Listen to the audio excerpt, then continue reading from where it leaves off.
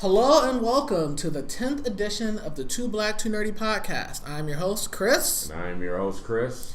And this is going to be our last podcast of the year. It's around the holidays, so I think we're just going to jump right into the topics. I know we haven't done one in a while, so I think first we're going to start with this year's Arrowverse crossover, Crisis on Earth X. Do you want to do the good, and then the Easter eggs, and then the bad? Well, what would you give it? What would I give it? What would you give it as a grade? Honestly, I mean, combining all 4 episodes together, I thought it was a solidly entertaining 2 days, 4 hours of television. Mm-hmm. I honestly, if not for the ending, it would have gotten a 10 out of 10 for me. I would put it at a 9 out of 10. Yeah, I thoroughly enjoyed it. I was going to say 8.5, 9 out of 10. I had fun watching it. It had good action. It had good emotional scenes. It dragged me some places, but hey, that's gonna happen. Yeah, and I mean it was definitely better than last year. Yeah, the villains were more tangible. I'm not going to say if they were necessarily more of a threat, but they were definitely more. They were more. The villains were more interesting, than last year. Then it was just a straight alien invasion. We also didn't have to give an episode to Arrow for the 100th episode, so all 4 episodes got to focus on the story. Supergirl got to be a lot more involved. So I guess we can just start with what we liked. So I enjoyed the fights. Yep. Fight scenes were good. CGI, for the most part, was on point. Mm-hmm. There were a few things where you could tell, but I thought the CGI was really good. The fight choreography was pretty good. It was a decent mix of some hand-to-hand stuff along with Flash and Supergirl kind of getting the more CG style fights. Right. I like that Tom Cavanaugh was the Reverse Flash again. That was nice. Yeah. That was a good. I think he really enjoys being in that role. I think he does too. I think you can tell that. It was sort of strange to see everyone together that hadn't really been in it. It made sense for Supergirl to be there, but not really Alex. I mean, she's the plus one, but. It was a good interaction with all the characters being together. Definitely. Even the ones that hadn't really met before, like Rory and Caitlin. Yeah. He's like, didn't I try to kidnap you once? Yeah, I wouldn't try that again. Yeah. I thought they did a decent job at sort of pairing off different characters that didn't necessarily have a ton of screen time. I mean, there were definitely. I would definitely say that half the legends got shafted until the last part. Yeah. And I think it's because, there were certain things okay, I feel like Ray should have been invited to the wedding. Yeah, that's what I was saying. I understand not inviting Amaya, Zari, or Nate. Or Nate. I get that, even though Nate knows Wally, but fine. Even Rory shouldn't have been at the wedding, to be completely honest with you. Well, you could make the argument with Rory that, hey, he did start out on Flash, and what is a part of his rogues gallery. And I did like the joke when he sat next to the police captain. Yeah. He's like, oh, don't I know you? Yeah, I mean, it also could have made sense that, if Snart was still alive, Snart would have been invited to the wedding because at least Snart, knew who Barry was. And now, well, I guess Rory found out during the crossover last year, but now Rory knows. Yeah. Well, you know what? The thing is, too, if Sarah was invited, Ray definitely should have been invited. Right. Because Team Flash never interacted with Sarah before last year's crossover. Right. They knew of her, but they even on Arrow season 2, Sarah was gone for that part of the season when they met Barry Allen and all that stuff. But Ray had met Team Flash in an episode and hung out with them. Mm-hmm. Cisco worked on his suit and stuff. So I do feel Ray definitely should have been there if Sarah was going to be there. Yeah, and I think the only reason why they did it is because of how they introduced Ray in Legends. Yeah.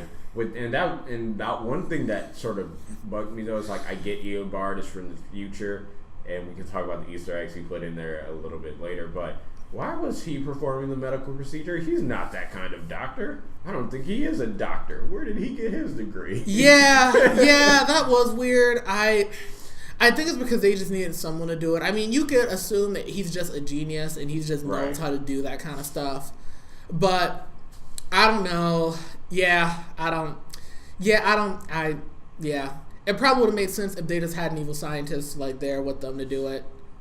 You know, but they had to give Eobard a role. But I enjoy the action. I enjoy the character interactions. What did you think about Evil Oliver and Supergirl? I mean, I think, like, I think because neither, I mean, maybe Supergirl is having her crisis of conscience, but, like, Oliver's not really having one this season, so to have an evil version of himself didn't really, like, make much sense to me. Yeah. In terms of the comparison. Like, for Supergirl, yeah, that makes sense because I haven't watched the show, but I know, like, given, like, the synopses, she's been going through it ever since Manel left, and pretty now much he's back with a wife, which is weird. But I think they could have had they could have probably tried to get the guy that played Prometheus back for that. That would have made a bit more sense. Oh, God. Yeah. Not Adrian Chase. What's his real name? I don't know. I forget. Yeah. But yeah. I did. So Tommy as Earth X Prometheus. That was great. I enjoyed that. Apparently they got the actor Colin O'Donnell. I think they got him back for like 12 hours. Yeah, like he flew, finished filming with Chicago Med, flew to Vancouver, did like 3 lines, and went back. Right. That was great. I really did enjoy that. I thought it was because Arrow was a show that started this, and Tommy was the first major death, so it was good that they could finally bring him back because they couldn't even get him for the 100th episode. Right. So it was nice that he got to be there. He did the classic Nazi cyanide pill thing. Ideally I would have wished for him to be there longer and like fight people, but I understand logistics. They did the best they could. So, but I did enjoy him. I did enjoy him coming back. Oh, let's talk about the big thing that happened at the end. So wait. There's nothing to talk about before that. What? So remember when Supergirl was about to get cut open before I think it was before the power went out, and she was like, "My cousin's gonna stop you." Yeah, and Eobard's like, "I fought your cousin. He's not as fast." Earth 1 confirmed they have a Superman. So I'm like, so when I heard that, like, is Earth 1 gonna have its own Superman? You might never see it, but Earth 1 does have it. Does Earth 1 have its own Superman? Does Eobard travel to their Earth at some point and fight Superman? Like, we don't. It was a cool Easter egg, but now that just raises more questions. I think, and this is a theory that I have, I think maybe this Age of Heroes is like the Justice Society. Yeah. So maybe a few years down the road in Earth 1, Superman will come out. But apparently Bruce Wayne exists now. Yeah. So, and they tease Bruce Wayne straight in Arrow. Right. So maybe he is around, or maybe Superman hasn't come out yet, but maybe Batman's still around. I don't know. Well, I feel like since the Justice League movies come out, we can talk about that later. They should be at liberty just to kind of do what they want. Yeah. Because Justice League. Okay, Justice League movie's been out for a while. They teased Slade at the end. They were able to bring Slade back on the Arrow. So I also feel like they've had Superman on Supergirl. I feel like what is the point of holding them back from doing a lot of stuff at this point? They went to Themyscira and Legends. Yeah, Legends teased Themyscira. They've been doing a lot more teasing on these shows than they've done before, and I just wonder if what are they gonna try to deliver on? I really hope with this whole plan that DC has, even with the TV shows, it'll end in Crisis. Yeah, where you can bring everyone in. So, you don't even have to know about the TV universe or the Elseworlds universe. If you just stick with the straight-up cinematic universe, and then you just saw other versions of them, when the Flash is running, you see other Flashes. Yeah. The Speed Force connects everything. You're it'd just be cool. Yeah. It'd be nice if we could get to that point. So the ending. All right, so, two things. Okay, so first of all, Martin Stein dies. Yeah, that was, as soon as they split, I knew he was dead. You knew he was dead. Because my brother was like, no, he's got a few more episodes left. And I'm like, no. There's no way that old man is making it from there to there without getting shot. Here's the thing, is that the first couple episodes of crossover, they are kind of outlining, Jackson Stein's relationship, how Stein pretty much is a father figure to Jax. And, that's been their arc through 2.5 seasons of Legends. We had that Freaky Friday episode with Martin Stein and Jax. I think was just Well, it just gave him a chance to put Victor Garber in the Firestorm suit since he's not the one you normally see during action, and because the actor's an older dude. Right. So I knew it was coming, and they killed off Martin Stein. Yep. Yeah, they killed off Martin Stein. They had a big funeral for him, and they really Stein was never my favorite legend, but I did live reaction to it. You can tell I really did I did feel something when he was gone, and the actor that played Jax, he didn't cry.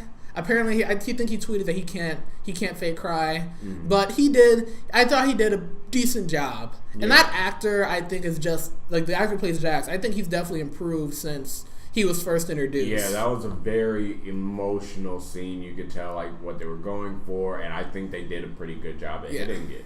I think out of all the deaths in the show, that might be in the top 2 or 3. I mean, I think the only one I can think of really that might have hit harder, or at least at that same level, was when Barry's dad died at the end of season 2. Yeah, Barry's dad died. Oliver's mom died. I'm trying to think. Yeah, I didn't feel nothing when Moira died. Yeah, well, Moira was kind of a sketchy character. I don't think she was anyone's favorite character, but I think she wasn't anybody's least favorite character.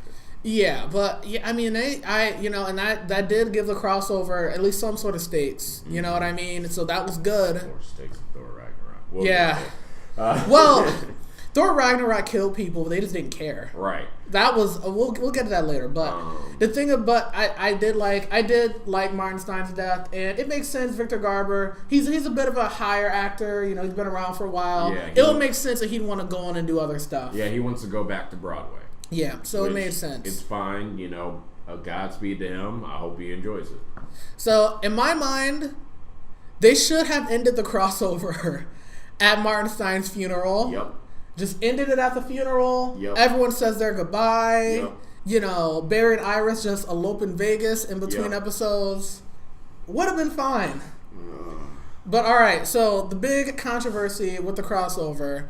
And if you go on the Arrow Reddit now, it's Punisher Reddit. I don't know if you've seen it. Yep.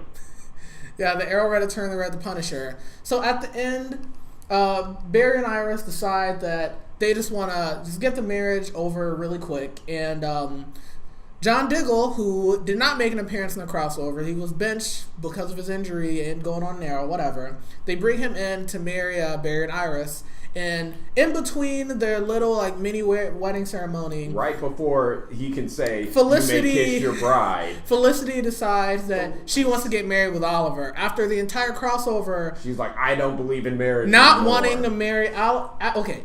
So during the entire crossover, Oliver decides that he wants to marry Felicity after seeing, Barry and Iris' wedding. And pro tip, don't ever propose at someone else's wedding. That's actually a really rude thing you're not supposed to do. Yeah, and so I was talking to someone about that after it happened. Dude, you'll get slapped. So here's the thing. When Oliver was talking to Felicity about it at the wedding rehearsal dinner, he pulled her to the side. He was whispering. And then Felicity blurted it out. She's like, "I'm not marrying you." I was just like, and it was just that's not necessary. That's true to your character, but that was not necessary. So then after that whole going back and forth, finding out why Felicity doesn't want to marry her because she got shot last time. It's classic CW drama. They put it in the crossover. During the crossover, it didn't bother me. It didn't bother me that much until the end where she decides, okay, she wants to get married too. So Diggle ends up marrying Barry and Iris and Oliver and Felicity in a double wedding, and that is the end of the crossover. You don't interrupt someone's moment like that. Yeah, so reasons people are pissed. First reason is that a lot of people hate Oliver and Felicity together. They think it's toxic to the show. They think it's part of really what hurt the show in season 3 and season 4. And I knew they were on track to get back together, because Felicity is helping Oliver's son in school, and they're like, "Oh, isn't she so good with the kids?" She's like a mom. I knew it was coming, and the set photo spoiled that. And when you get Dinah, when people are maybe he'll marry Dinah, but Dinah's on Diggle, so that's not happening. Yeah, no, did you see, there was someone on Twitter, they were like, this episode of Arrow, does Dinah want the Diggle? Yeah. Find out this week. But anyway. Yeah, that Oliver and Felicity tweet that I did, or the Felicity. It did numbers, yeah. Yeah, my most popular tweet. I had a good, did you see mine for Legends? Yeah. There was, it was Jax's mom's pecan pie versus Nate's mom's sandwiches. Yeah, people loved that tweet. Yeah, that was funny. That was a good line. I made a joke about Legends. It happened on my Twitter. But anyway, so yeah, people are pissed. Not only they're together, but also the way they did it. It may have been in character for Felicity, but in general, like, dude, it's rude to ruin. It's rude to ruin somebody's wedding. Yeah. Now, I heard someone try to argue that it was rude for Barry and Iris to steal John Diggle from the Arrow Cave without warning to marry them. But I'm like... But literally, okay, let's think about the crossover last year. What did Barry do? Go pull Oliver and Diggle away. What did he do? Well, him pulling Diggle, it's a running gag every year. It's a running gag. It's a running gag. And Diggle's got motion sickness. Right. You know, and I think having Diggle be the one and not, like, he doesn't necessarily like all the superpowers and stuff. Mm-hmm. I think that's him just kind of being the voice of, like, the original Arrow fans who, when Arrow first came out, it was a grounded show. There were no superpowers and things like that. And I think they're just using John Diggle to be the voice of, like, the person, like, oh, remember when it was, you know, us and some Mirakuru soldiers and stuff like that? Yeah. But regardless, I don't think it was well done. It makes me seriously worry about the rest of this Arrow season, especially because, have you seen the screenshots for next week's episode of Arrow? What, that they're celebrating the marriage or whatever? Yeah, but everyone, the most hated character, I think, in the Arrowverse is coming back. Donna Smoke, Felicity's mom and dad. Oh, I don't hate her the most. People will I do see the hate for it, but I hate Felicity more. But like, if you go online, like, Donna Smoke is apparently, like, one of the, like, Felicity's mom is one of the most hated characters, like, in the Arrowverse, because they just don't think she brings anything. I mean, she doesn't. Yeah, she really doesn't. Yeah, it's just. But if you bring nothing to the show, I think it's worse than you just taking away from the show. Yeah. So yeah, people are upset. I'm worried. For the crossover being a crossover, I thoroughly enjoyed it. 9 out of 10. You know, I wonder if they're just going to put it together as a movie and just, you know, ship it out as a movie. I do have one question, though, that was never answered. What? Where did Oliver get kryptonite? How did he know what kryptonite was, and then where did he get it? Exactly, and where did he get it from? Because it's one thing if he knew what it was and he made synthetic kryptonite, because you saw, well, people were saying, like, well, it must be synthetic because of how it hurt her, but it was, or at how it didn't really, like, affect her that much. But then you have to remember in the All-Star Superman comics, when he got supercharged on solar radiation, which is, I think, where they got that part from. Yeah. Kryptonite didn't hurt him anymore. In this one, it still hurt her, but like, it didn't really do, like, what kryptonite normally does. Yeah. And Supergirl's like, was that kryptonite? Why do you have that? Just in case an evil you showed up, and that was it. Oh, one joke I did, like, Oliver doesn't have super speed. Yes. That was hilarious. Like, and just a reminder, super speed. And this is, and when we talk about comedy in these superhero shows, when we start talking about Thor, I want to talk about kind of sometimes what jokes work and which ones don't work. Right. But I'll get to that in a minute. So, yeah, as far as the crossover goes. Alex and Sarah. Oh, yeah. Who didn't see that coming? So, Alex and Sarah, I thought it was fun. There was a lot of, like, LGBT stuff. Yeah. Which is fine. I understand why that was there, especially with Nazis being the villains and, you know, that kind of stuff. Her reaction, though, in the morning after was pretty good. It was funny. I think I enjoyed that. It makes sense for where, like, Alex's character arc was, and with Sarah, I think they said they're going to give Sarah, like, an actual love interest. I hope they bring this with that. Yeah. And I did like how they tied in Alex worrying about Kara and Sarah's relationship with Laurel, and you're like, okay, there are some parallels between these two characters that have never interacted at all. Right, and then the being on Earth X with the whole Nazi thing, and how Paul Blackthorne played that. I think he did that well. He did a good job. Being in the concentration camp, like, that hit a lot of people. Yeah. And my brother, I remember my brother asked me during it, was, like, the upside down pink triangle, like, he was like, "What does that mean?" I was like, "That was for homosexuals. That was for gay in Nazi people. Germany." The stars for Jews. Right. Yeah, they did. We met the Ray and Citizen Cold. Yeah. Yeah. So and Citizen Code is going. Where? He's staying on Legends. He's going to be on Legends the next few episodes. Okay. Yeah, I think he's going to be on Legends the next few episodes. And Wentworth Miller, he says he's done. Yeah, he said he just filmed his last scene like a couple weeks ago. I thought it would have made more sense for the Ray to stay. That's what I thought was going to happen. Well, he's going to have his CWC show. It's going to be a prequel on Crisis on Earth X. Yeah. Him getting his powers and dealing with stuff. And I guess I looked at the screens of Crisis on Earth X, and the version of the evil Flash they have in that show is like voiced by Grant Gustin, and it's like Evil Barry. Mm-hmm. So I guess it's before. I guess it's before like Earth One Eobard went there. Mm-hmm. I guess they had an evil version of Barry as Flash on that Earth before, and I guess at some point maybe he'll die in the animated show or something, and then or maybe they just didn't want to ruin it. I don't know, or yeah, because I'm like, how is this going to be in continuity? I'm like, is Eobard going to show up later and be like the evil Flash equivalent? Why did Eobard show up there? Yeah, and why did he go there in the first place? How do you know about it? I don't know. Yeah. I don't know, but I guess he's going to get his animated show. The Ray was fine. I don't really didn't love him, didn't hate him. Yeah, he was there. He was there. I liked his Fire Red Tornado. Mm-hmm. Much better looking than Supergirl's Red Tornado. Yes. Which looked like a poor man's vision. Yes, very poor man. Very poor man's vision. I thought Citizen Cole was funny. He had some good lines. He's going to be on Legends. Yeah. And Legends next week is Constantine. Yes. So looking forward to that. That should be, like I said, Legends might be my favorite show this season. I think I can agree with that. I thought the premiere was a little meh. Yeah. But it really picked up. But I am liking the Thinker as a villain. Yeah. I think the last episode, which your tweet, was it your tweet or someone else's tweet, where it was just like the Flash is just like this episode, Dinko. Yeah. That was on point. It was funny, because that's what he was. But then what boggled my mind was just like, people would not believe Barry, and I was just like, just think about the past few villains. Dawn duped you. Zoom duped you. Savitar, I mean, I guess he didn't really dupe you, but he was like hiding. The answer was right in front of you the entire time. So, like, why wouldn't you believe that this person is evil? Like, no other person has given you the benefit of the doubt besides Caitlin. Even then, it took time. Yeah.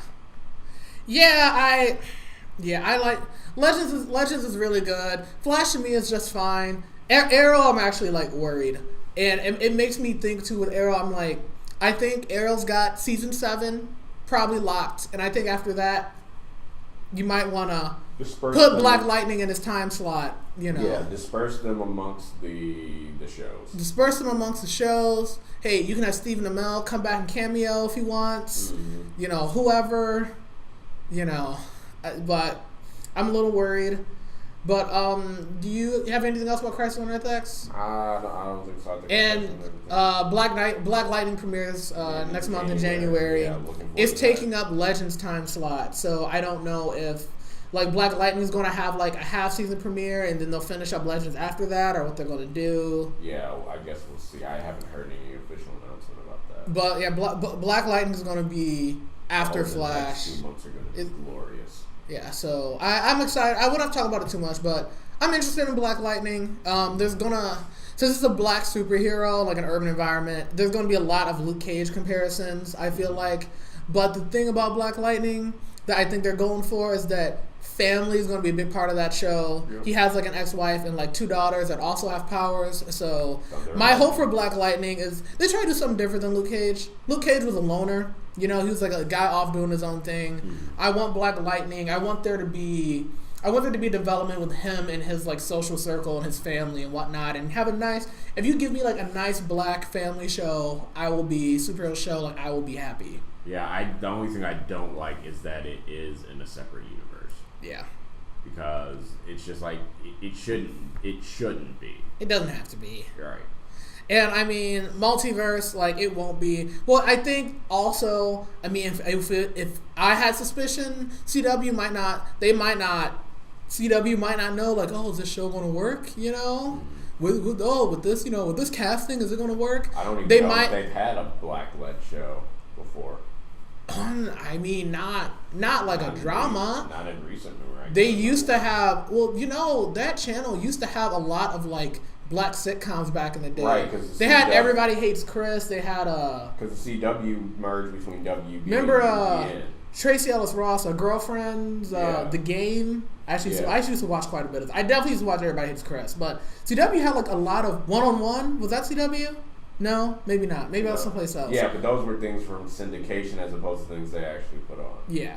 But Everybody Hates Chris straight, was on there. So I'm curious to see how Black Lightning does. I mean, I want it to do well, because I do think, there's a lot of superhero genre shows out right now. Like, there's a lot of stuff, and I think these shows really have to do something different, to stand out from the crowd. Right. And doing something different isn't just like, oh, okay, we'll have a black main character. It's also like, what kind of environment the show is going to be set in. You know what I mean? Like, if Black Lightning is going to tackle like issues about like living in urban environments and stuff like that, I think that can give it a niche that some of these other shows just aren't going to have. Right. Yeah.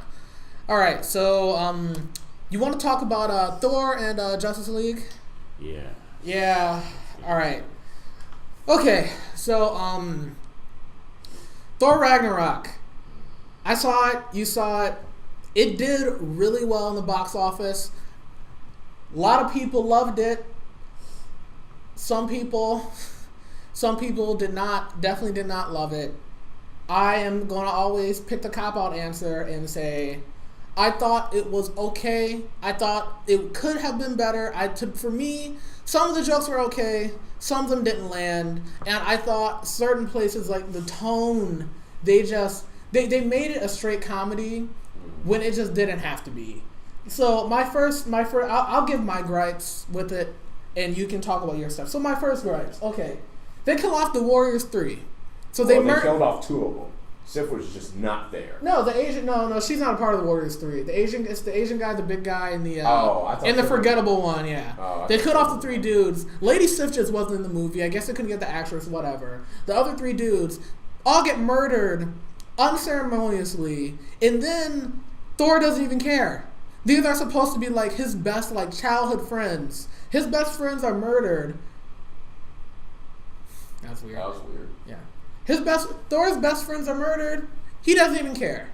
No, like, they didn't do a funeral. They didn't do any sort of like mourning or anything like that. I just if you're going to kill off characters, you gotta at least make it matter. Right. And no, these characters weren't the most important, but you could have at least, like, I don't know, done a little something more. I mean, it was... I mean, I hate to say it, I felt more when Quicksilver died. In Age of Ultron. So, that was my first... So, that really just kind of annoyed me, because I didn't even realize that they were, like, gone. Like, first time I get stabbed, I'm like, alright, are they dead? Are they, oh, no, they're gone. Well, okay. And that was my first gripe. And my second gripe was like some of the timing of the jokes, right? So at the end of the movie, spoilers. Well, I guess I've already. The movie's been out for a while. Okay, yeah, over a month. Yeah. Okay, so for another thing is that at the end of the movie, Thor realizes that he can't beat Hela, and the only way to beat Hela is to get Surtur to destroy Asgard, take all the Asgardians on the jump ship, which I guess there really aren't that many Asgardians. Not anymore, I guess. If they can fit on a ship, because I guess one of the themes of the movie was supposed to be, hey, Asgard is about the people and not about the place. Fine.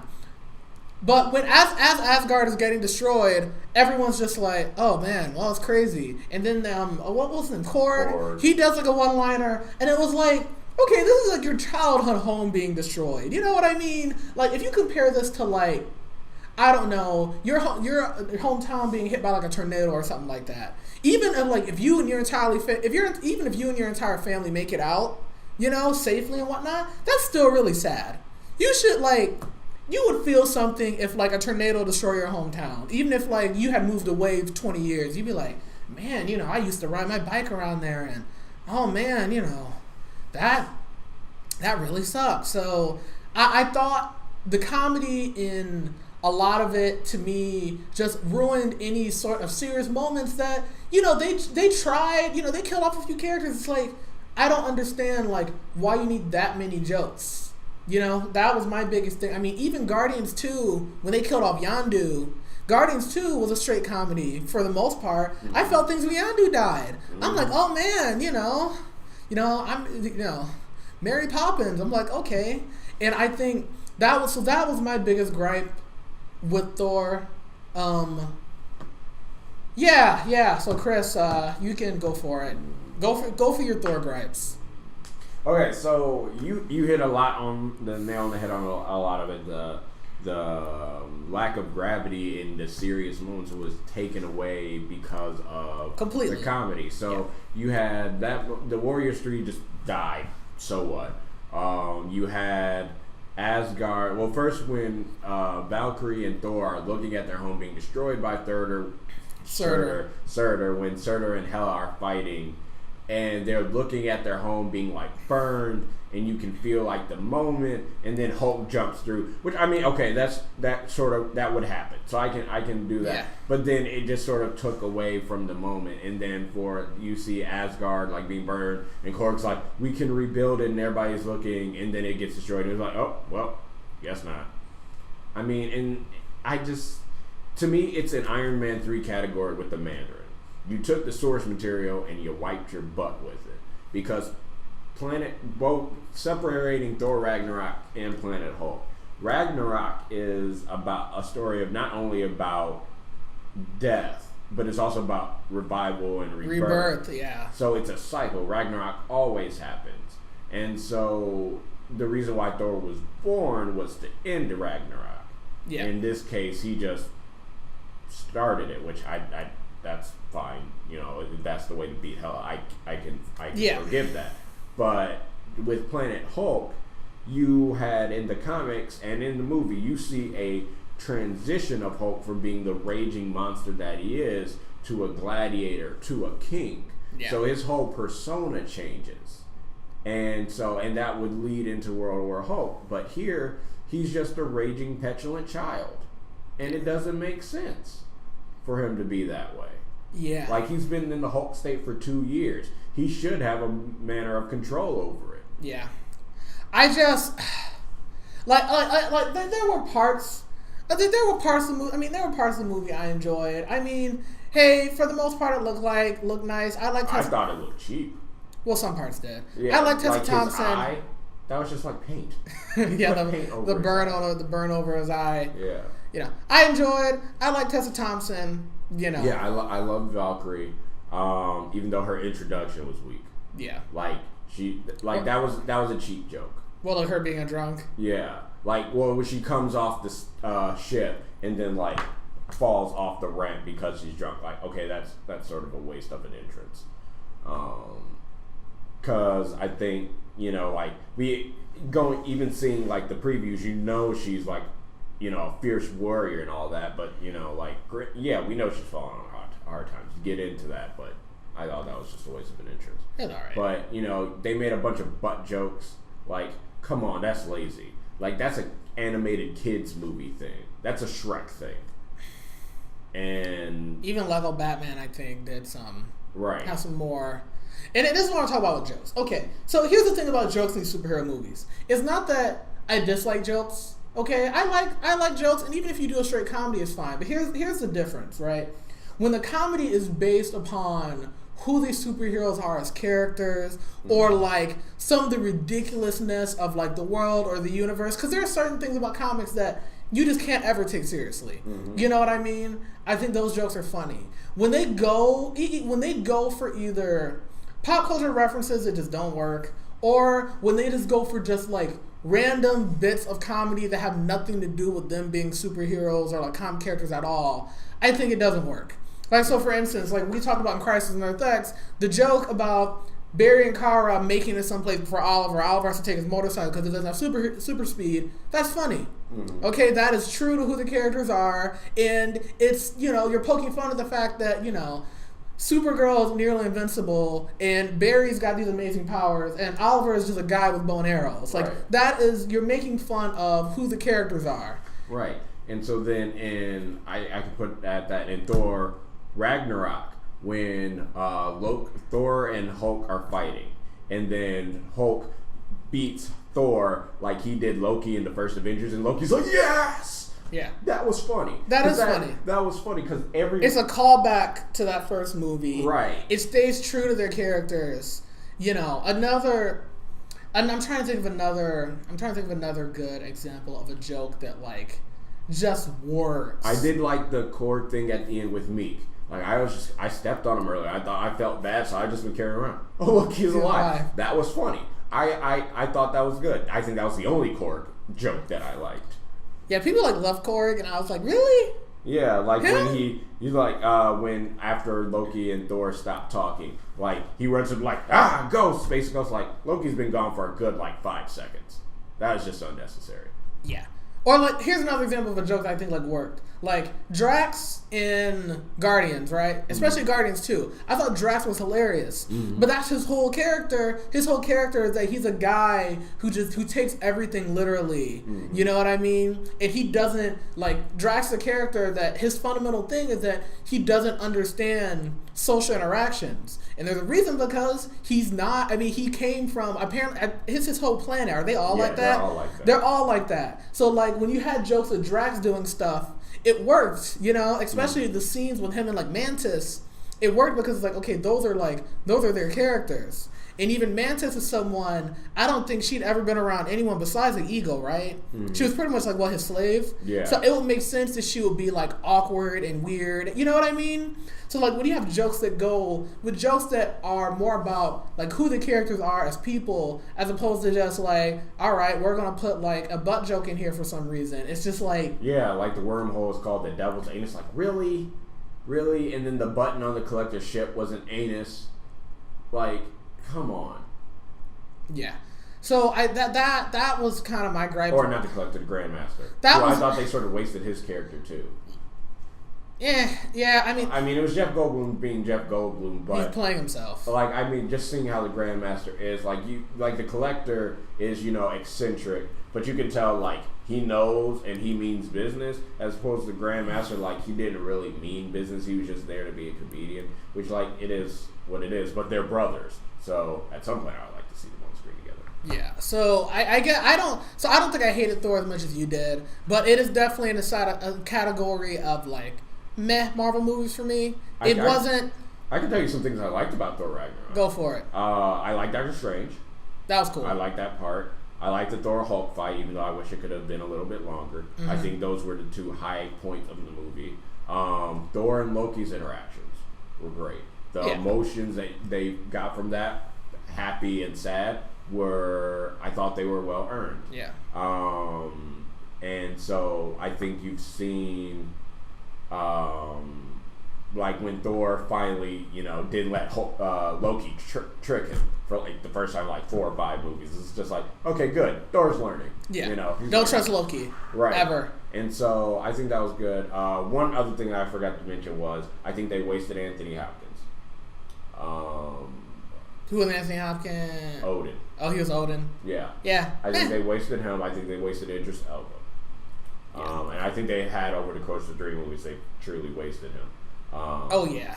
And that because he could have played so many black superheroes in both Marvel and that's DC. Because he signed a contract before I think really he was Idris Elba, Yeah. And he was just put into small of a role for that actor, and it sucks. And this kind of thing happened before. Like I think we talked about this like off air about Jennifer Lawrence in the X-Men movies. Yep. So in X-Men First Class, her role wasn't super big because Jennifer Lawrence, it was before Hunger Games, before she was a household name. By the time First Class and Apocalypse rolled around, Jennifer Lawrence was huge because she was big in Hunger Games and had a ton of different roles and all that kind of stuff. And they were forced to kind of give her more screen time in these movies because it was like, well, it's Jennifer Lawrence. Well, and it's the same thing with Magneto. What can I think of his name right now? Fassbender? Yes, Michael Fassbender. Michael Fassbender he wasn't as much of a household name as Jennifer Lawrence, but he was not as big in First Class as he was by the end. No. Though Assassin's Creed didn't do well for him though. Right. Video game movies. Anyway. So Ragnarok, like, I didn't enjoy watching that movie. It is a solid category of like meh to me. And we've already had 2 Marvel movies this year. Other Marvel movies, Spider-Man and Guardians, which I thought both were better. Yeah. So I definitely went out with like, you know. I still got hyped for Black Panther. Yeah. Because I just think Black Panther is just going to be a different sort of movie. I hope I hope it is. And then Infinity War, I'm going into it, especially after seeing the trailer. I'm a little mixed with Infinity War. Yeah. There are things I'm excited for. And things you're not. And things I'm not. I think one thing that people don't talk about enough in the Thor 1 and Thor 2 is that they had some of the best acted out scenes and some of the best heartfelt scenes in the Marvel Cinematic Universe. The banishment scene in Thor 1 is one of the best acted scenes in the Marvel Cinematic Universe. Anthony Hopkins, who is a lauded actor, and Chris Hemsworth and Loki, that whole interaction is still one of the best things. In my opinion, I feel like in other people's opinions as well. And then when Thor's mom died, when Frida, whatever her name is, died in Thor 2, the music, the emotion, how she went out, and then their funeral scene, that was a very powerful moment. In a otherwise, there should have been a funeral for Thor's friends. Right, there should have been. They were in the movies. They had more screen time than Thor's mom did. Yeah. Oh, and then Hela. People loved Hela. I thought she didn't get enough time. Same. I thought she could have done more. Right. I think she's had. I don't have a problem with the actress or the performance, but I think it just didn't stand out. To be perfectly honest, I mean, you could have cut out Jeff Goldblum and just given Hela more time. Right, because Hela, the scenes I thought she was best in was when she was just talking and when she was interacting with Thor, not when she was just fighting an army and just spinning around and all of a sudden swords and spears are coming out of her, which just doesn't make sense. I did like the retcon they did with Odin's throne room. Right, that was cool. All Odin's trinkets are fake. Yeah, so the Infinity, except for the Tesseract, I think, a few, which Loki has. Duh. Right. People were like, does Loki take the Tesseract? It's like, they had a scene where he looked at it. Yeah. Duh. Yeah, he has it. Anyway. But yeah, so that Infinity Gauntlet we saw in Thor 1, was fake. So good thing they retconned that, you know. I mean, I think it could have been cool if Loki ended up taking it, and then, you know, we'll get to Infinity War. Let's talk about Justice League, because I have a few things that I want in Infinity War. But yeah, let's talk about Justice League. All right, so Justice League. Okay, so pure bias here. Chris had to hook up. His brother got us into the premiere for Justice League here. We don't live in LA. People hopefully should know that. Yeah. But the premiere where we live, we were able to go see it the Monday before it came out on Thursday. I did a live raw thoughts video, put on my YouTube channel just after it happened. So yeah, Fear Bias, we saw it. I saw it twice, actually. I've seen it twice as well. I saw it twice. I saw it with my family a few weeks later, and I saw it earlier. So first time we saw it, we had a really good audience. You know, it was free, which was awesome. And got into a fight. But yeah, well, yeah, whatever. That one guy was just. He was just. I mean, did you see what I literally just left and then met up with you guys later, and they didn't say anything. Right. So he cut us actually. So a little context. So when we got the tickets for the premiere, they overbook it. They do this. This is what Warner Brothers does for a lot of their big movies. They overbook it. They want a full theater. Right. They want a full theater. So we got there.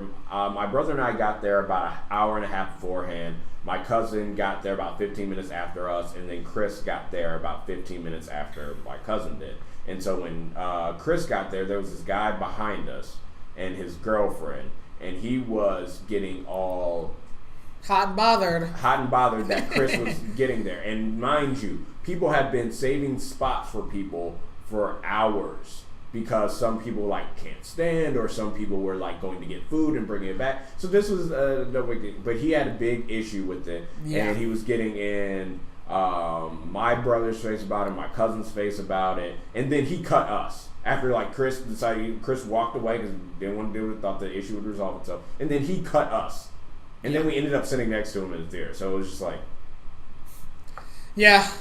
that was that. So that was our introduction into Justice League. But anyway, so all right, so Justice League it's not hitting the numbers of the box office, which is which is a little disappointing. So, my thoughts on the movie. If you watch my live reaction, I mean my raw thoughts, I loved it. Saw it again with my parents. I saw it before everyone else. Saw the reviews came in. Saw all their complaints. Saw it again, and now I think hopefully I can give it a fair verdict. Without being too much of a fanboy. See, I've seen it twice. So you want to go first? You want me to go? So I think for Justice League, it's the same with Avengers and Age of Ultron. My true number is going to come down like a year or two from now. That's where it's going to come down to, because the thing with the first Avengers and with Justice League, it's seeing these characters together on screen will put your hype through the motion if you're a comic fan. Yeah, so that's going to do it. So then the other thing is I thoroughly enjoyed the movie. It's one of the most fun experiences I've had at the movies this year. I thoroughly enjoyed the character interactions. I saw the plot holes. I saw where the plot lacked. Steppenwolf was sort of your generic villain. I understand those gripes. Cyborg was retconned a little bit, I think. How so? I think they said that he got his powers the night Superman died or something, instead of before. Instead of it happening before or so something like that. So what they were saying about what the thing was that the cube, the mother bots woke up the night Superman died. Yeah. And so didn't they use it before? But didn't they use it before in BVS? Yeah. So I think they either retconned it or they just didn't explain it well. Maybe there's more in Zack Snyder's cut that'll explain. Yeah. Right. And that's another issue with the movie. That they cut out a lot of things, and I didn't think Henry Cavill's animated lip was that big of a deal. I really don't. I think people are just trying to poke at something. I think that's one of the problems with the internet, is I think that one person makes a meme and everyone kind of runs with it, because the CGI of Henry Cavill, I thought that maybe his face looked a little weird a few times. Yeah. But, there were definitely points in that movie where I was like, okay, this is straight CG. Mm-hmm. But, I never thought it was so bad. I mean, Superman was only in the movie so much anyway. Yeah. Excuse me. I never thought it was so bad that it was this just ruins the movie for me. I'm like, really? Yeah. So, okay. I mean, as far as, me with Justice League, you can see my live video. Dude, I had a lot of fun in the movie. Mm-hmm. I had a really, really crappy day at my job. And the movie, it brightened up my day. I agree that best parts of the movie were seeing the different members of the Justice League interact. Mm-hmm. And difference between when I saw it the first time, when I saw it with my family. So when we saw it the first time, we had a good audience, right? The audience, right. It was clearly we were with DC fans. So there are different things they teased in the movie. They teased Green Lantern. Mm-hmm. Steppenwolf says Darkseid's name. At the end of the movie, they do a Deathstroke tease. All of that stuff with the audience, we're like, yeah, you know what I mean? When I saw it with my parents, it was just kind of like a meh audience, and they weren't underwhelmed or overwhelmed, or they were just kind of whelmed. My sister actually nodded off at a certain part, because she's not. My family, none of them are really big DC fans. Mm-hmm. My dad likes Batman. My dad enjoyed it. My mom was pretty meh. My sister falls asleep in a lot of movies, but she kind of fell asleep a little bit. So I think certain things in the movie worked for you and me because we know the DC lore. We know we don't have to have stuff be super explained to us, and they're like, okay, the Amazons and the Atlanteans and people from outer space, and we see Green Lantern. We know those things, so we appreciate them. I think there are a lot of general audiences and probably reviewers who either I'm talking about the professional reviewers, the Rotten Tomatoes people and that kind of stuff. I think a lot of them, they don't have as much knowledge about the DC lore, so certain things they did in that movie just didn't hit for them. Yeah, and I can get that, and I think one of the differences between the Marvel Cinematic Universe and DC is that with the Marvel superheroes that people know before these movies came out were Captain America, Wolverine, and the X-Men, Spider-Man, the Hulk, maybe Thor, just because he exists outside of comic books. Yeah. Other than that, they didn't know about Ant-Man. They maybe knew about Iron Man. They didn't know about all these other people. Yeah. So when Marvel basically spoon feeds you these characters, and then you can fall in love with them if for the Yeah. general audience. Like I still don't believe Ant-Man deserves his own movie, just for the fact that like it didn't really do anything for the universe. Like, you know what I'm saying? Like, it's just the hero in it. So I think with Ant-Man, like, you could have introduced him in Age of Ultron because, Hank Pym creates Ultron. So it could have been someone he was already working for. Maybe he even worked for Tony Stark. And then, that whole thing. But that's a different story. Yeah. And so for DC, I think they're, like you're saying, they're banking on people knowing who these characters are, because unlike Marvel, like, they've had success in animated movies and TV shows for decades, and their comics have been a bit more successful, especially of late. So I think they sort of expect people to know who they are, so they don't have to go through all this. Yeah, and I think that's what hurt Justice League with the critics and the general audiences. And I also think there's an anti-DC bias, because people can't understand that you can enjoy both. Yeah, no, I mean there is. I mean the anti-DC bias, I think, is definitely there, and then I think the anti-superhero movie bias, I think, is also. I mean, these movies are still making a ton of money. Yeah. So it's not like, Thor. Like Thor, I thought Thor was meh. Thor made a ton of money, so I'm like,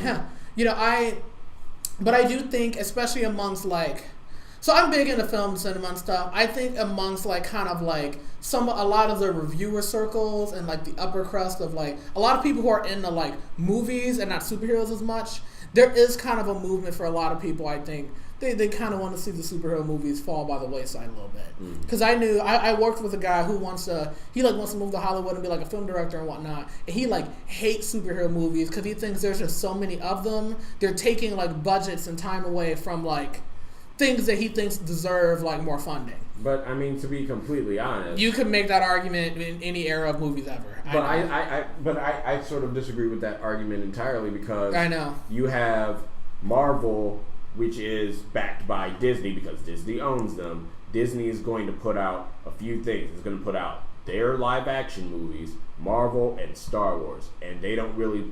Even before then, they would do their animated movies and maybe your average live action film every once in a while. Yeah. DEC is Warner Brothers. Warner Brothers still puts out other films, regardless. Yeah.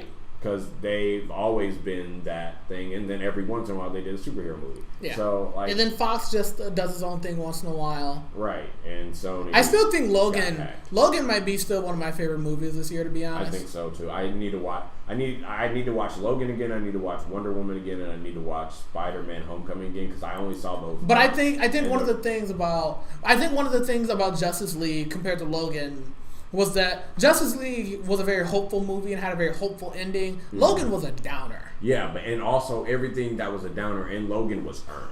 Yeah. Logan has earned. And Logan earned it being a downer, but that doesn't change the fact that you come out of Logan, I was just... And that... When I saw Logan 2, I was in a bit of a rougher period of my life. I was a little... So when I saw that movie, I came out, I was like... You know what I mean? Mm-hmm. Justice League, I came out, I'm like, yeah! You know what I mean?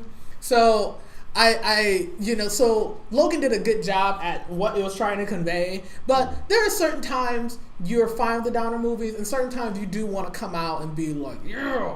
You know what I mean? So that's how I felt coming out of the first Avengers. Mm-hmm. So... And so the Justice League controversy with the Zack Snyder cut... First of all, that cut doesn't exist. Zack Snyder's cut's probably not completely finished, CG-wise and whatnot. So I heard the other day from a W producer, after it came out, it doesn't exist. Someone was like, no, it actually does exist. Kevin Smith said it exists, and I don't see Kevin Smith just talking out of his butt like that. How does he know? I don't know. I mean, he's well connected throughout the thing, so I guess he does know. But apparently, there's some of the things, Iris West was in it, Barry saves her. Iris West is probably going to be recast, which is unfortunate, but it is what it is. Even in Flashpoint, she doesn't have that big of a role. We are the Flash.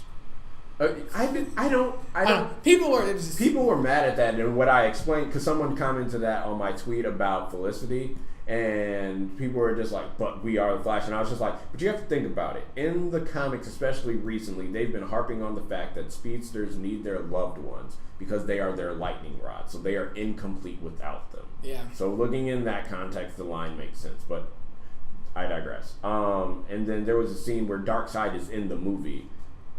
He kills Steppenwolf right after Steppenwolf comes back. Yeah. I was like, you should have had that in there. I heard that originally Justice League was going to be part two movies. Right. Steppenwolf like and then Darkseid. Yeah. But apparently, after the reception they got from BVS, they decided They changed. And apparently there were a bunch of post-credit scenes, like a Green Lantern was supposed to show up. Kilowog and Tomar Ray. They were supposed to show up to talk to Bruce. Darkseid was supposed to show up. So I hope some of that stuff comes out on. They're going to do like complete edition and that kind of stuff. And Justice League, like as a movie, had issues, but like I enjoyed it. The things that I didn't like about BVS, I thought they did fix. I thought they fixed the characterization a little bit. I thought they made it tonally more fun. They didn't go full on Marvel, and even though like there were certain moments where you could tell like they had Joss Whedon written all over it. Some of the one-liners, like, okay, like why does Barry Allen have to make another thing, like say with jokes, why does Barry Allen have to make a joke about brunch? Like, you know what I mean? I think that was their ploy for millennials, because apparently and this happens in sitcoms a lot, like millennials don't get brunch. Like, they don't get the point of why it's different. I'm just like, that's a stupid distinction to make, but whatever. It's food. Eat it. Yeah. So there was that. I did enjoy the fun tone. I liked Aquaman. I liked Batman. I thought Superman in this was probably the best he'd ever been, character-wise. Is that guy bothering you? Like, that's Superman. You know? I think one thing that sort of ticked me off after Justice League came out was that when people saw it, and people that enjoyed Marvel films, they're just like, oh, they're just trying to copy Marvel. No, but then these were the same people that were saying, why is it DC like Marvel? Here's the thing, though. They don't have to be the same. Here's the difference between DC and Marvel. Marvel has characters that you relate to, especially in the comics. And sometimes. This is more apparent with like the X-Men and Spider-Man and characters like that, especially. Not as much with the Avengers, though they've tried with like Iron Man's alcoholism and stuff like that, and Captain America not fitting in. I mean, even the first Thor movie was about like brotherly rivalry and that kind of stuff. DC has characters that you relate to. You look up to. Sorry. DC has characters you look up to. So they've even said that, like, Marvel has humans who want to become gods, and DC has gods who want to be human. Right. Like, DC, all the characters in DC tend to be, like, larger than life. Like Superman, Batman, Wonder Woman especially. These are characters that you like, oh man, I feel like I'm just like Batman. My parents were killed like Bruce Wayne. It's like, no, but you look up to Batman because it's like, man, he's the peak of the human condition. You look at a guy who's been through all this crap and he still tries his best to do the right thing. You look at Superman. Superman is someone, he literally could be a dictator. And he has been in all Elseworld stories. He has all the power that anyone almost would want, and he chooses to use it helping people and saving lives. Mm-hmm. Those are the distinctions there, and I thought Justice League did a good job of like embracing that part of DC a little bit more, right? With Lois Lane's narration, because that's not something you can get from Marvel as much. Like, yes, there are some DC characters you can relate to, like TV Flash is very relatable. Mm-hmm. There are Marvel characters that you can look up to, but that's the strength of both of those brands, and I think really what sets them apart. Mm-hmm. I think, and then so we're looking at the success. My favorite Marvel movies are Iron Man, Winter Soldier, and Guardians, as I've said. And I think one of the things that I like about those movies is that they could not be superhero movies and still function the same. Yeah. So, because Iron Man, I mean, I guess you could classify it as a superhero, but it could also just be an action film. Guardians could be, a space comedy, sci-fi comedy. Fine without superheroes because it just has aliens. No one really has superpowers. And then in Winter Soldier, it could be a spy thriller. Yeah. It could be without superheroes. And I think that's one of the things about like The Dark Knight. Like, it could just be about, an action adventure. It could be a vigilante. It doesn't have to be a superhero per se. And so there's that. But the future of the Marvel Cinematic Universe in Infinity War. All right, so yeah, so Justice League, for the most part, we liked it. Just to give a summary, we understand like people's gripes with it, but I definitely think that some people were much harsher on it than they needed to be. Right. I think at a minimum, Justice League is. I think at a minimum, it's a 6 out of 10. I think for me personally, it's a 7-8. I enjoyed it. Mm-hmm. I enjoyed the movie despite its flaws. One thing that stuck out to me is like my parents went to go see. They went to see after my brother. My parents didn't like it as much for the reasons we talked about, but yeah. Yeah, my parents went to go see it again. That never happened. They saw it twice? Yeah, they never, like my dad's one of those people, like he sees a movie and he like remembers everything. He doesn't want to go see it again. Like it's rare, unless it's a James Bond film, because that's like his favorite film franchise ever. He doesn't want to go see it. He wanted to go see it again. I think part of it too is that like when it comes to Marvel, we've been in the Marvel Cinematic Universe like 10 years almost. Mm-hmm. You know, we've explored that universe a lot. We've explored a lot of that universe, and there's still more things they can do. And you know, there's always a talk of an X-Men deal, which if they ever did get the X-Men, just reboot everything. Right at this point, you know, because it's kind of late. You know, Spider-Man barely went, but I think with the DC universe. What I did like about Justice League is that I was a little more excited afterwards to see more of what that universe has to offer, because we haven't, you know, we've had 5 DC movies. Mm-hmm. We still have only seen like snippets of what that universe could offer. We haven't done any Green Lantern. We haven't been to space. We haven't done any like, you know, DC magic with, you know, like Justice League Dark and stuff like that. You know what I mean? There's a lot of DC stuff that we have not touched, period. And I would like to see that, you know, cinematically. Mm-hmm. But yeah, moving forward to Infinity War. What do you think of the trailer? Most watched trailer ever, apparently. Yeah, so the first time I watched it, my hype levels were over, I can't say they were over 9,000, man, maybe they did, I don't know. Then my hype levels were high. And then I did something, and my hype levels went down one. What'd you do? I watched the Age of Ultron first trailer. Okay. Because the Age of Ultron trailer, the teaser trailer, made it seem like it was a completely different movie. Right, but I still think that is the best superhero trailer I made that I remember that I had seen. Because with Pinocchio and all that stuff. Well, yes, but you felt a sense of dread and terror and creepiness from Ultron. So it was like that level of like, and how they portrayed themes like, oh, like this is gonna be real, like that someone's gonna die. The Earth is actually in danger, and obviously that did not. Should have been Hawkeye. Right. Should have been Hawkeye. So obviously that didn't happen in the movie, you know, because Ultron turned out to be evil Tony Stark. That's a robot. So, I mean, I think that hopefully Infinity War has the opposite effect, that the trailers can be whelming or underwhelming, and then the movie is just overwhelming. Yeah. And so, I mean, it was exciting to see everybody on screen.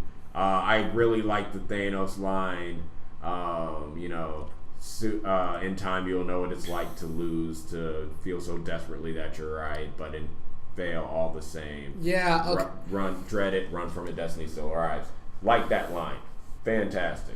So, after seeing the trailer, things I'm excited for, things I'm most excited for, I want to see different characters meet each other. Mm-hmm. Hey, Thor's going to meet the Guardians. Hey, you know, Black Panther, get that man a shield. Yeah. I do like bearded Captain America. I hope he doesn't have a helmet the whole movie. You know, yeah. I do like the idea of like a rebel Captain America. Mm-hmm. That's cool to me. You know, he's gonna die. What? Well, I think between him and Iron Man, one of them's got to die, in my opinion. I think it'll be like the comic Infinity Gauntlet, where like a whole bunch of people die and then some come back. Yeah. So I think in the first one, Captain America's gonna die. Yeah. Tony and Iron Man's gonna be so there was a thing I saw. I don't know if we've ever talked about it. It was a couple months ago, and it was supposedly a leak, and it was people were editing Infinity War, and it was Spider-Man and Doctor Strange like going back and saying, like the caption on this thing is like, we have to go back and save them. Mm-hmm. So it made me think that Doctor Strange was going back in time with Spider-Man to go change things. Yeah. Which, that sort of contradicts where, Peter Parker's like, I'm sorry, Tony, or whatever, when he's laying on the ground. So there's that. But I think right now my prevailing thing is that Iron Man's going to be alive at the end of it, and then they're going to go back in time, then Iron Man will die. Yeah. To save them. Yeah, maybe. I mean, I want...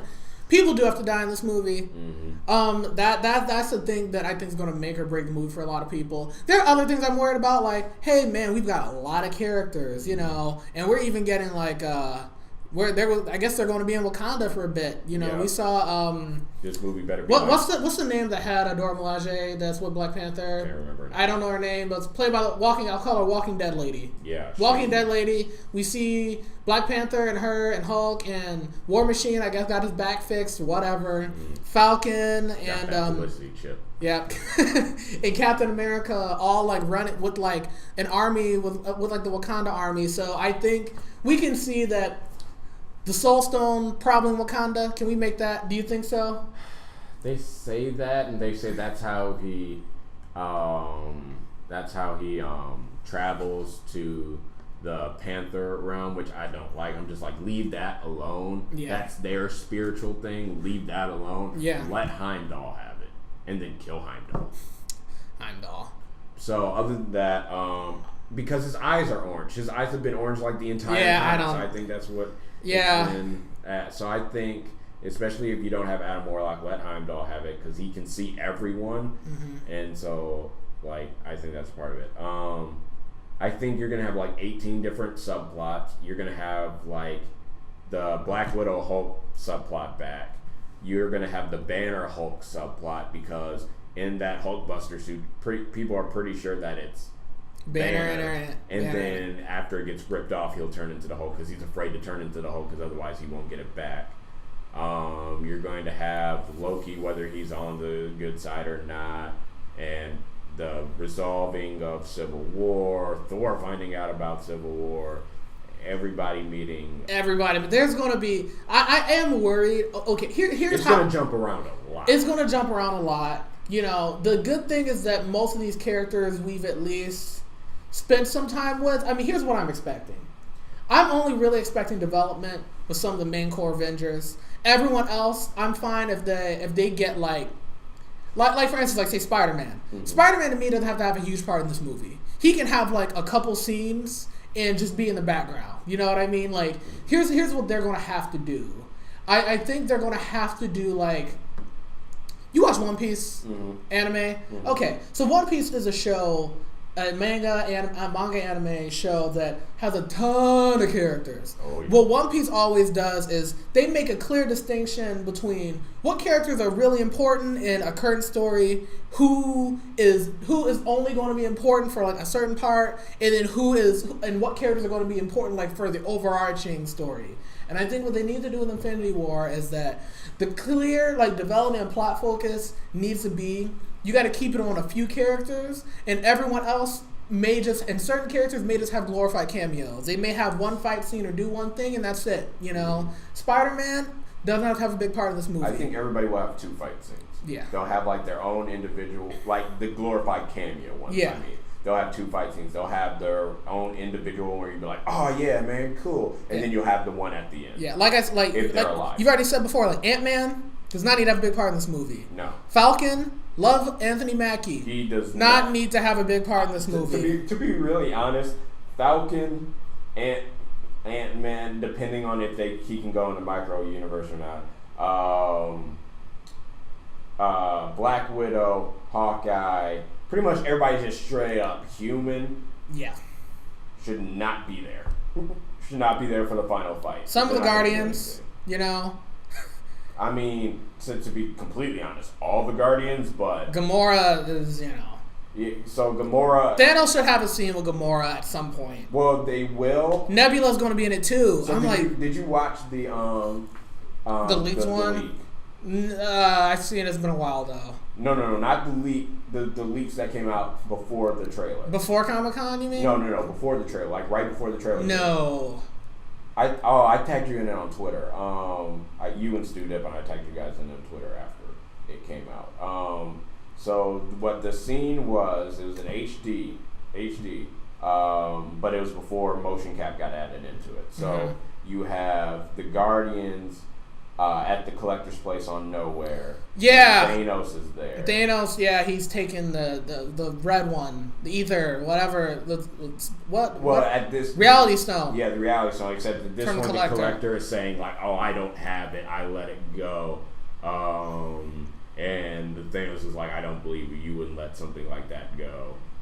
And so the Guardians are there. They're like sneaking up on him. Drax wants to attack him because he's like, finally I can get my revenge. Like that went so well with Ronan.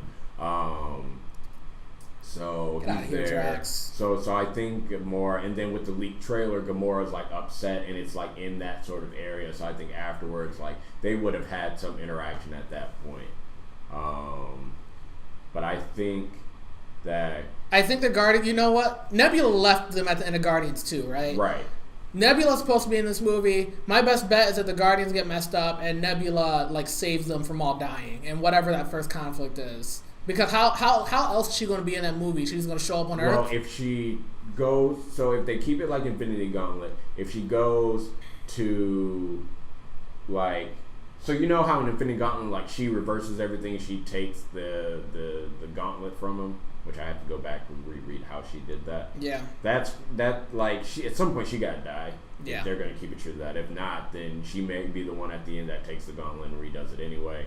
But I have a wish list for Infinity War. Well, another thing, my brother has a theory that Hela is Mistress Death. So she's gonna be back. And so that's who Thanos is gonna court. Which is weird, but whatever. Like Thor would be like, "Get away from my sister," and that'd be funny. That'd be something comedic that I thought would be great. Also, isn't it weird that Hela has straight black hair like Loki, and Thor's the only one that's like blonde? Yeah, that's weird. Okay, going back to Infinity War checklist. I want Ultron back. I want Red Skull back. I want Ultron to take the gauntlet at the end like they've done in the animated TV show that's like may or may not still be on now. And that's Avengers 4. Really? Because I want Ultron to actually be the threat that he was. Yeah. Red Skull, I think Red Skull's with Thanos. I really think he is. I think, and because it'd be nice if he was. Yeah, because he just got transported somewhere. Yeah, Red Skull is one of those characters that's like huge in the comics. Movies didn't really do him justice. Yeah, didn't really do him justice. So there's that. And I liked that first Cat movie. It wasn't amazing. It was all right the time it came out, but looking back on it, I do agree that if they could do more with Red Skull, that would be neat. So yeah, bring back some of the villains you just killed. So we're not going to get the Chitauri. No, we shouldn't get the Chitauri. Well, yeah, I think they're all gone. So we have these, I can't remember their names, something writers. Yeah. They're in there. So I think they're going to bring some villains back for the movie. Well, Thanos has you saw X-Men Apocalypse, right? They're like his 4 Horsemen almost, but not really the 4 Horsemen. Yeah, the Black Order. Yeah, the Black Order. So they're in there. Honestly, so we're talking about the Infinity War, but there's talking around about the Fox deal. You're saying that they should reboot everything, which I would agree, but I also don't think they can. Yeah. Because I think if they reboot everything, that'll piss a lot of people off, but it'll also add to the saturation effect of too much stuff. Too many superhero movies. So I think what they would have to do is they would have the only crossovers they can really have would be Spider-Man in the Fantastic Four and X-Men in the Fantastic Four, because the Fantastic Four can take on Galactus by themselves. They never really needed anybody else when that happened. You have some good X-Men Fantastic Four stories that can be told, and Spider-Man and Fantastic Four stories, and Black Panther and Fantastic Four, and Black Panther and Storm. Please get married. So there's that. Yeah, we'll have to see. I mean, there is a concern with a lot of characters, but I'm hoping that if a character is minor, give them like a line and a fight, and that's it. Yeah. In my opinion, because I'm sorry, I'm excited. I'm excited as anybody to have all these characters in, but like, Age of Ultron was a lot, and I think they really gotta steer steer the ship on that one to make that effective. What do you think Avengers 4 is going to be about? I have because no idea. It's not part 2 anymore, but it's a sequel.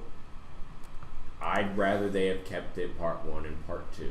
I really do. I don't know. Here's the thing. I don't know. Like, okay, if they're doing Infinity War, and then they're gonna have movies that come out after it, like there's gonna be like an Ant-Man 2, Ant-Man and the Wasp, and then Captain Marvel and stuff. Are they gonna wrap up whatever plot in Infinity War, and Avengers 4 is just gonna be its own thing? Or I would have rather had Avengers 3 end on a cliffhanger. And any of the other movies, side movies, they could have taken place before or something like that. I think there's going to be a time jump because there's a theory out there that Scarlet Witch is pregnant with Vision and Vision and hers babies. And then in Avengers 4, there's a casting call for 2 twin boys, which in the comics, they had 2 twin boys in some reality. But then they got like retconned or something. Yeah, they got retconned, and then that became a plot point in House of M, which would be a fantastic storyline if they were able to pull it off. House of M is like the Marvel equivalent of Flashpoint, pretty much. Sort of. In some ways. Yeah, but that'd be one where you could have you could bring in everybody, like if somehow everyone lives, you could bring in everyone. Or at least mention them without having to bring the actors back, because like in House of M, Captain America just aged normally. Yeah. So then you could just be like, oh, there's an old Steve Rogers, whatever.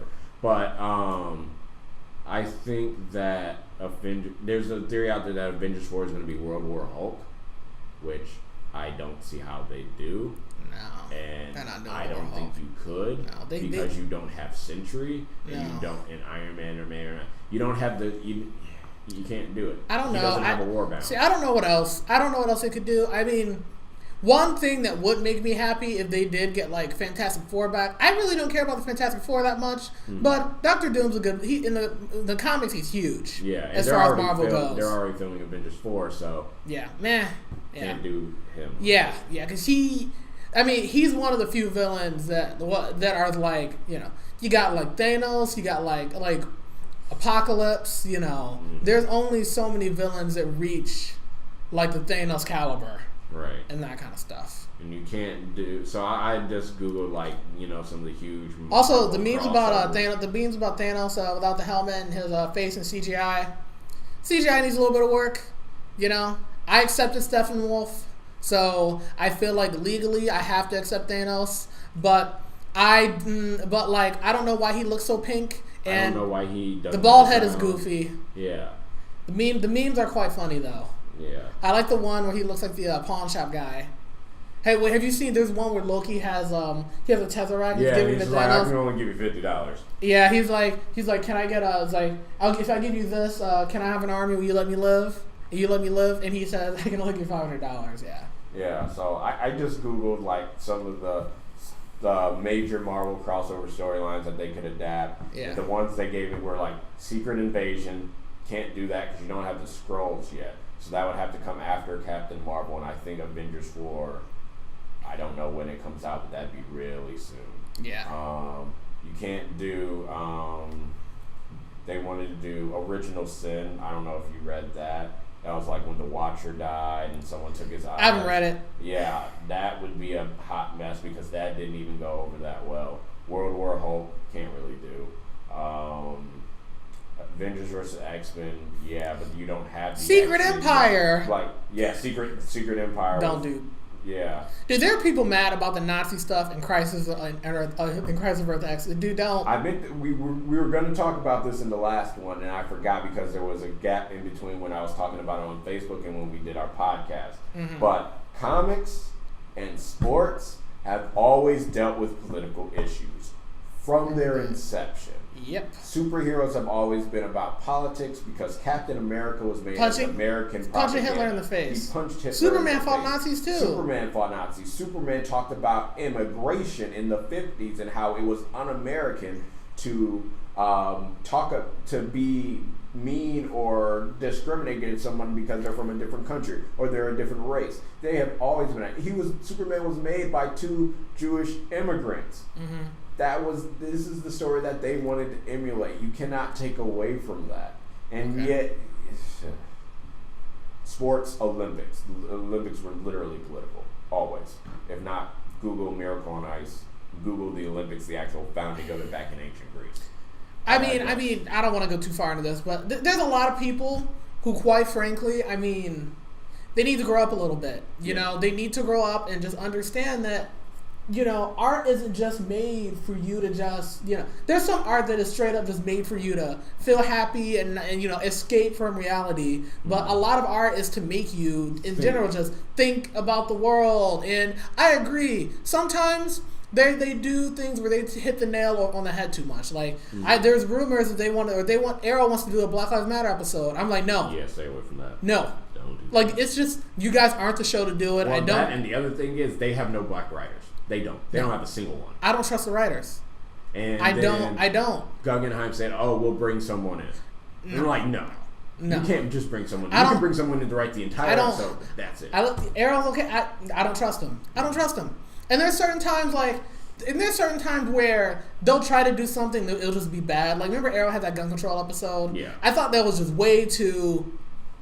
You know, one character is going to represent this ideology, and one character represents this ideology. You know, I don't know. Who knows? It's a debate. Like, there are ways to show certain issues and art without feeling like a PSA. Right, but then again, Green Arrow has always been an extreme leftist character, but they haven't touched on that until he became the mayor. Yeah, they haven't touched on it at all. And in my opinion, I just don't. Quite frankly, I just don't trust. I don't trust the Arrow writers. Yeah. At all. Like, I don't. I think the Legends writers will do a better job. Yeah. So there's that. But anyway, so is there anything else you want to say about Infinity War? Nope, not yet. We'll see what happens. Yeah, we've been going for a while, but the next few topics shouldn't take too much time. Yeah. Dragon Ball Super? Yeah. That's our next one. So Dragon Ball Super. I'm still enjoying it. I think I'm honestly tired of the tournament. They say there's 13 minutes left. Those last few minutes are going to take so long, as we saw on Namek. We've gotten a lot of... Ribrianne's gone, thank God. Thank God. Thank God. I miss Universe 6. There was controversy with how strong Kelfa was. Whatever. Again, look, I'm going to be honest, like, writing has never been, I think, the strength of Dragon Ball as far as, like, power levels and keep this consistent. You know, there's always been, I mean, people complain about Caulifla and Kale and whatnot, but let's face it, remember Gotenks? Yeah. Goten and Trunks became Super Saiyans at, like, the ages of, like, 7, and then they fuse, and they're able to go Super Saiyan 3, which Vegeta has never gone Super Saiyan 3 in canon. Address. They've had it in video games. Yeah. And I think it was, I forget which one. I think it was Dragon Ball Heroes. I thought it was Raging Blast. Maybe. Yeah. Whatever. I'll go watch the Team 4-Star playthrough and I'll let you know. But anyway, yeah. Writing's never been Dragon Ball's, you know, strong suit. I mean, I think the best thing about Dragon Ball what it does to the franchise is that I don't think any series does action like Dragon Ball. I think the characters at this point are likable and iconic, you know. And as long as you give me some fun fights, some fun character interactions, you know, throwing a few good jokes, I'm happy. Yeah. I do think this tournament's gone on a little while, but we're nearing the end. There's only 19 fighters left, period, I'm pretty sure. Yeah, but they said it's not going to end until March. So I don't know. Well, they say that's when the arc ends. So I don't know if when that happens. The tournament ends in, like, because I think we get a break for... I think we get a break for Christmas. I don't think we get a break for New Year's. I think we have an episode like the weekend before New Year's. Mm-hmm. And then I think it's still going from what I've seen of the schedule. Yeah. So I think we could end the fights in like early February. And then I don't see an end game. I really don't. I don't know what happens. Like, I don't see an end game where, you know how people are like the evil angel theory. I don't see that unless that becomes some other arc that doesn't exist in this arc. I don't think the tournament's the last arc. It could be. I don't think it's the last arc because there are things they've mentioned and like teased that I'm like, we're at least gonna get like in filler before like Super like ends. Like they were trying to tease like Vegeta visiting. Like I think at some point they have to do like a trip to Universe 6 because Vegeta was talking about like, oh, I gotta visit your planet and all that kind of stuff. I feel like there at least has to be a filler episode where they visit Universe 6. I feel like that's something that has to happen. I think they should do after the tournament. I think there should be a time skip. Let's get like teenage Goten and Trunks. You mean like past into Z? Yeah, past into Z. So you want them to do like? Let's get a 4 or 5 year old Pan. Let's get. Just don't let her talk. I'm kidding. She was fine in that one Dragon Ball Z episode. She was adorable. Yeah. That was about it. Just give me that. That's it. So give me as much Pan in Super or as she is in now. Give me that when she's like 4 or 5. We'll be fine. Just don't give me GT Pan. Give me older Goten and Trunks. And do that. But one thing I want to talk about, I don't remember if I texted you about this or not because it was like 3 or 4 weeks ago. But I read something called Dragon Ball Multiverse. And what Dragon Ball Multiverse is these people, they've made their own. I know, I've heard about it, yeah. I enjoyed it. Okay. I thought it was really cool. It's still ongoing. They do like a few pages every week.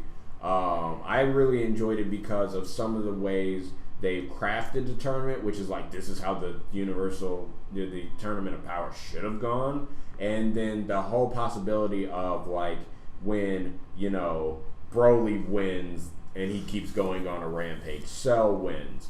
Boo won and he starts absorbing everything in that universe. Like the possibilities of that were cool. My favorite was Vegeta and Goku stay fused as Vegito and never unfused. So then, he was dad to both families. Bra was born, Bulla, and then she was born, but she's the daughter of Vegito and Bulma, and not that. So she's ridiculously powerful. Like there's a lot of cool things in it, and I think that like it's good that it's outside of like Toriyama's hands and something like that. Something that's fan based, but I think it's really cool, and they've done some really cool things with it. I've enjoyed it. Okay. Might be worth checking. Yeah, it's probably worth checking out. Make sure you have some time because if you get into it, it'll like they're like almost 1,400 pages in. Okay. So, yeah. Okay. I binged it in a night. That was unadvisable. Okay, so moving on, we got a few more things. I got a Nintendo Switch on Black Friday. Yep. It's neat. It's Nintendo. Nintendo's never gonna have the powerful system, but it is like a console that is like completely portable.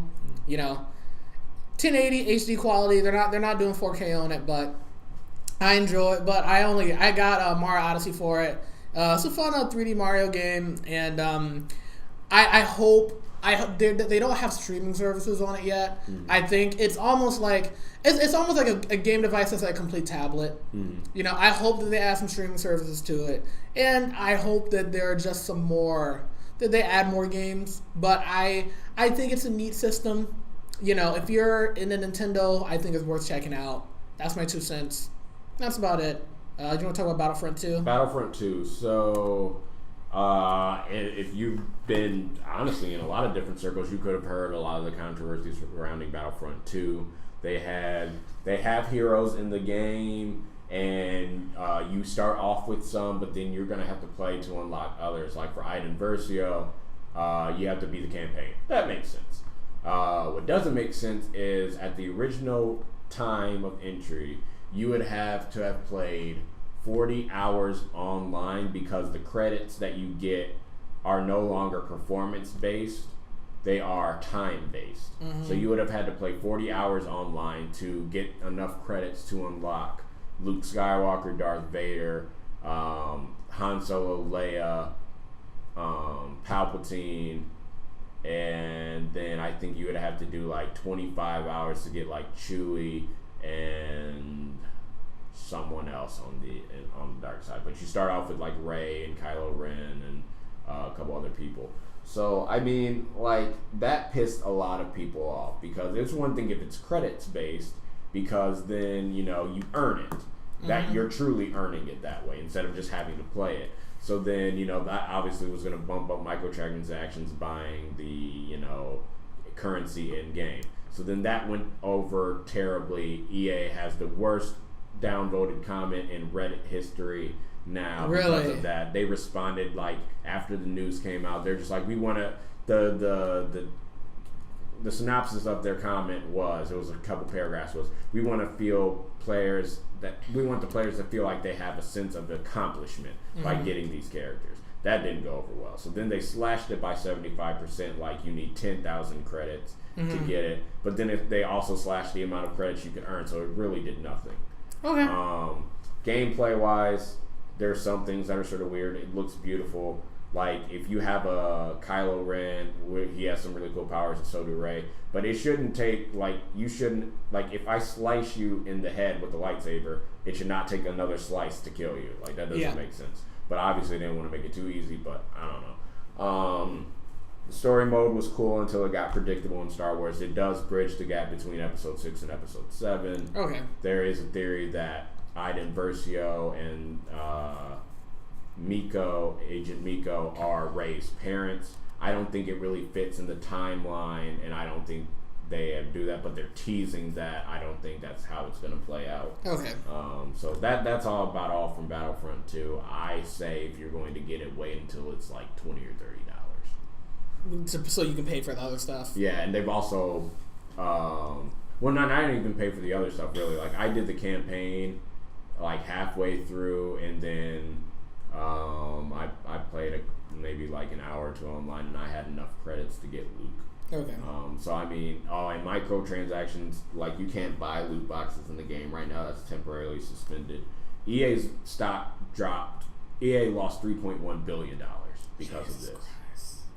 Because people harped on it. Yeah. And then going into microtransactions, there is a senator or congressman in Hawaii, I can't remember which, who is trying to get microtransactions for things like loot boxes and virtual currency, not virtual currency, but loot boxes where you can buy a package in game using real money in hopes of getting something out as gambling. That's already the case. It's already law in several other countries. Just hasn't happened in the United States yet. So you will see how this all plays out. Okay. That's about it. That's about all I got. Okay, yeah, so that's all. That's all interesting. The gaming industry in general, they're getting into a lot. They're starting to get into a lot of trouble for how they handle microtransactions and DLC and downloadable content. And nowadays you do have certain developers who legitimately release a game that's really a beta, a game that's half finished, and then add in a lot of stuff later on. So have you ever played any Final Fantasy? Yeah. So I got last year I got Final Fantasy 15, and the game wasn't terrible, but it definitely wasn't the quality that you would think you'd get from a lot of Final Fantasy games. And over time, they added a lot of DLC, they added some extra parts to the story mode because the story mode really was not finished, not where it should have been. And they added some gameplay things. They added just a lot of features that should have been in the game originally. And it's at the point now where they're still adding stuff, and the game's been over. It's been over a year, and people are really upset. They're like, "Why didn't you just wait a year and release a better, more finished product?" So, that's the thing these companies are trying to get away with now. They're trying to release stuff faster, and we can just add that in later, and it just leads to people paying more money. And my advice with any sort of video game is that if you think something's overpriced or too much money, it probably is. Here's the thing: you can get a deal on any game if you just wait. Right. If you wait 6 months after a game comes out, you could probably get, say your average game is $60, you could probably get a game. You could probably get it for $30. If you go online and go to the right places, and then you can pay for DLC or whatever you want, But when you pay for stuff when it comes out, you're paying premium, and you're going to get ripped off in that regard. And I said this in the YouTube video I made a few weeks ago that the best way to save money on gaming, and this goes to any technology, this goes to phones, this goes to even movies. You're always going to get a better deal if you wait. But when you're paying for something when it first comes out, you're not just paying to play the game, you're paying to play it before everybody else or with everybody else, and being a part of like that early community of when a game comes out. You know, people are still figuring stuff out about a game. People are talking about online about, oh, I discovered this, so have you done this, and that kind of stuff. I think the games that are really, or at least when I used to play them, that were really worth getting at the time they came out were like Call of Duty and Halo for the online portions of it. Same online experience too. Even like I play a lot of fighting games, so like games like say like I got like Street Fighter 5 and like Tekken 7. The most people are online playing that game the most. First month is out. After the first month is out, there's a dive. You wait a year later, there's less people on it, and eventually a sequel comes out. So you're paying to get that better experience of being on there when everybody's new and everybody's figuring stuff out, as opposed to getting a game later where it's old news, not as many people are on there. You know, if it's a game that's ultra competitive online, people are just going to smoke you and be better than you because they may have been playing it. You know, they may have been playing it for a year, and you haven't even had a chance to really like get in there and do anything. Mm-hmm. You know, because like Injustice 2, when I first got Injustice 2, I played some matches and I won a few of them. Now I go online, I just get destroyed. You know. I find a Batman, and I know it's just one guy in his basement who's only played Batman for 9 months, and he goes on there every day and just knows how to destroy everybody, you know. And I'm like, I think I'm going to be Sub-Zero this time, and it doesn't. And I'm like, oh, no, nothing. Guess not. Oh, did you see Injustice 2? They're putting the Ninja Turtles in. Whatever. I thought it was funny. I was just like, oh, all right, I guess this is the thing. A lot of people want to Spawn. Yeah, that'd be cool. Yeah, but we got Hellboy and Ninja Turtles for like the unexpected character reveals, I guess. All 4 of them too. Yeah, I'm assuming they're gonna be a mechanic. It'll probably be the special to switch them out. Like they won't have a special move, maybe you'll be able to switch out the turtles or something like that. I feel like that should be the B thing, you know, like the special ability, not necessarily their their final move. No, I was going to say that their special ability. Oh, okay. It'll be like switching out or something like that. Yeah. All right. Do you have anything else? I have nothing else. All right. I think we're going to wrap up. Yeah. Thanks. Thank you guys for listening. As usual. Happy holidays. Yes. You know. Christmas, Hanukkah, Kwanzaa, whatever. Spend time with your family. Have a safe holiday. Yeah. Give the gift of giving. Stay warm. You know. Winter is coming. Yeah, before we hit the dark age, a lot of the shows are gonna go off in December for a bit, which honestly lets me like focus on some other stuff. I mean, but I always hated that like in school, like when I finally had the time to watch the shows, they're all off. Yeah. But you know. Well, the holidays are a good time to binge stuff you never watched. That's true. Like Gifted. I think I'm gonna binge watch Gifted. I've heard good things, and Runaways. That's also a thing. I didn't even know that was a thing until it became a thing. It's a thing. Apparently it's good. I don't know. It's on Hulu, which is weird. Whatever. You know, I mean, I can find it if I don't want to pay for it, but you know, whatever. But anyway, yeah. Happy holidays. Stay safe, and yeah. I'm Chris. May the force be with you. All right.